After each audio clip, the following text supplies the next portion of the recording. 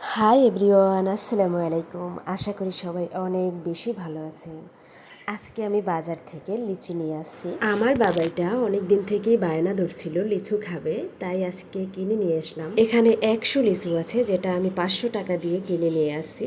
বাসায় আনার পরে ভাবলাম এতগুলো টাকা দিয়ে এই কয়টা লিচু নিয়ে আসলাম, 500 টাকা, এটা অনেক কিছু। আমার বাবু তো অনেক খুশি, খুব মজা করে খাচ্ছিল। ওর খাওয়া দেখে আমি ভাবতেছিলাম আসলে যারা একটু গরিব আছে বা মধ্যবিত্ত আছে, যাদের এইভাবে 500 টাকা দিয়ে লিচু খাওয়ার ক্ষমতা নেই, ওনাদের বাচ্চাগুলো কি করে, চাইলে বা ওনরা কি কিনে দিতে পারে, এটা আসলে ভেবে অনেক বেশি খারাপ লাগতেছিল।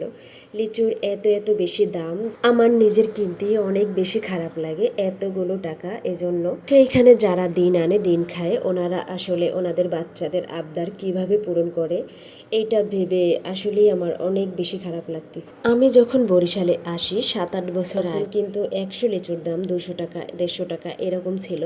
সেই দিনগুলো আসলেই হারিয়ে গেছে।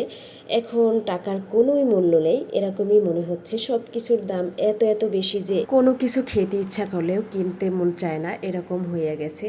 এই সিজনে এত এত ফল ওঠে, আর প্রত্যেকটা ফলের এত বেশি দাম যে সবেদা, তারপরে কাউ, ডৌয়া, লিচু, বিভিন্ন ফলের এত বেশি দাম যে আর কেনাই হয় না। আবার যদি সবকিছু আগের মতো হতো কতই না ভালো।